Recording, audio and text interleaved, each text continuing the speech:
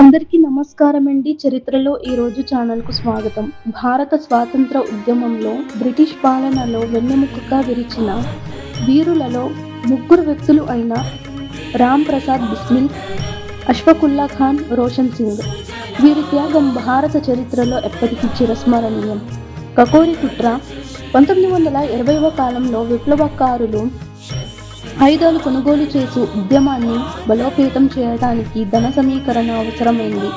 ఈ లక్ష్యంతో Hindustan Republican association HRA సభ్యులు 1925వ సంవత్సరంలో ఆగస్టు 9వ తేదీ నాడు ఉత్తరప్రదేశ్లోని కకోరి దగ్గర బ్రిటిష్ ప్రభుత్వ ధనంతో నడిచే రైలు దోచారు.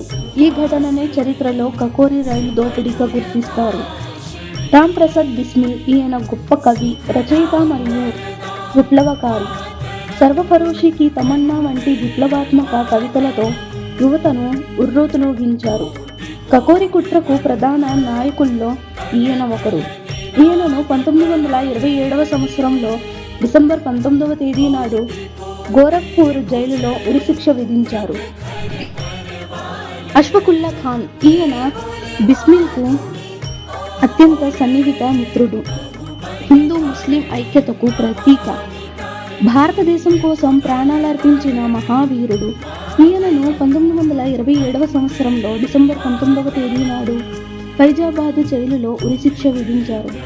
దేశం కోసం చనిపోవడం నా గర్వం అని అష్ఫాకుల్లా యొక్క ముఖ్య ఉద్దేశం. రోషన్ సింగ్ గారు రైతు కుటుంబం నుంచి వచ్చిన విప్లవకారి. కకోరి ఉద్యమానికి సంపూర్ణ మద్దతు ఇచ్చారు.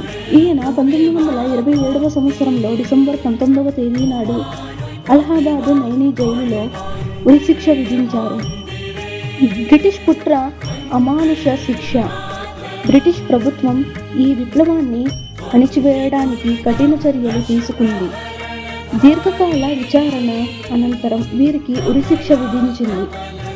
వీరి మరణం ఉద్యమాన్ని ఆపలేదు. అది కోట్లాది భారతీయుల హృదయాల్లో స్వాతంత్ర జ్వాలలను మరింత రగిలించింది.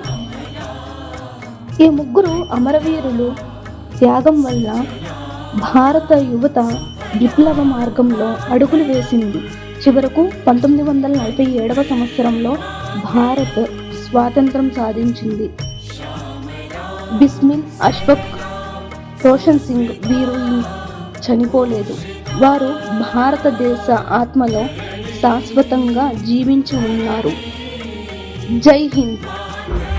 మా ఛానల్ను లైక్ చేయండి, సబ్స్క్రైబ్ చేయండి, షేర్ చేయండి. కింద కనిపిస్తున్న బెల్ ఐకాన్ను ట్యాప్ చేయండి ఫ్రెండ్స్. ఇలాంటి మరెన్నో వీడియోస్ కోసం మా ఛానల్ను సబ్స్క్రైబ్ చేసుకోండి. Thank you.